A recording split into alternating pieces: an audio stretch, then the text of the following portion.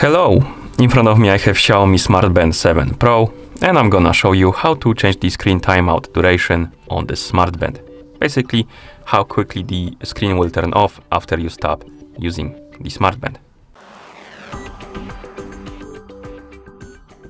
First, we need to wake up the screen on our smart band, and you can do it by tapping on it. Once you wake up the screen, swipe right on the screen to open the quick panel, and on this panel find the settings icon and tap on it to enter the settings. Now in settings you should see the option called display, tap on it, and here you should see the option called auto lock. Auto lock.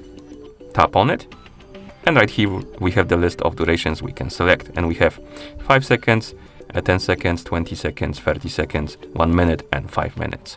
I'm gonna select something like 10 seconds, then tap on the check mark to confirm, and now my screen should turn off automatically after 10 seconds of inactivity. So let's wait a couple more seconds,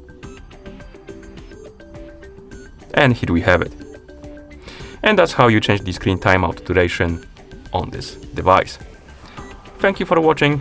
If you found this video helpful, please consider subscribing to our channel and leaving the like on the video.